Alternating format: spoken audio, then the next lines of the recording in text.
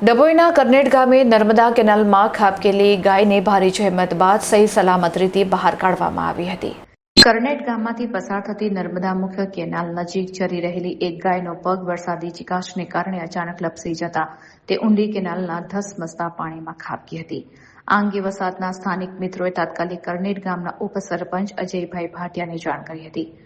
અજયભાઈ અને તેમની ટીમે સમય સૂચકતા વાપરીને તુરંત જ નર્મદા નિગમ અને ફોરેસ્ટ વિભાગનો સંપર્ક કર્યો હતો.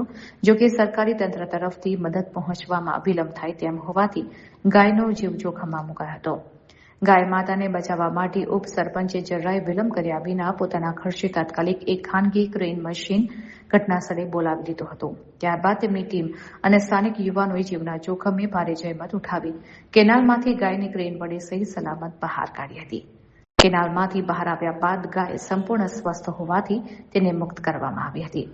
પોતાની સૂઝબૂછ અને લોકભાગીદારીથી અબોલ જીવની રક્ષા કરીને ઉપસરપંચ અને તેમની ટીમે સમાજ સામે જીવદયાનું ઉત્તમ ઉદાહરણ પૂરું પાડ્યું છે, જેની સમગ્ર પંથકમાં ભારે પ્રશંસા થઈ રહી છે.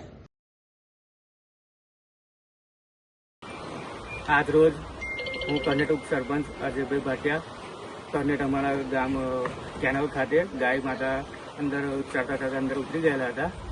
તો અમે અમારા ગામના છોકરાઓ દ્વારા અમને જાણ કરવાઈ કરનેટ વસાહતથી, અને અમે ત્યાર પછી ફોરેસ્ટમાં જાણ કરી. ફોરેસ્ટમાંથી જાણ કર્યા પછી અમને જવાબ મળ્યો. પછી વાર લાગે એવું હતું, એટલા માટે અમે પોતે ક્રેન બોલાવી અને અમારા છોકરાઓની મહેનતથી અને ગામ લોકો અને છોકરાઓના સાથ સહકારથી ગાય માતાને સહી સલામત અમે કેનાલમાંથી બહાર કાઢી અને ચાકવા મૂકી દીધેલ છે.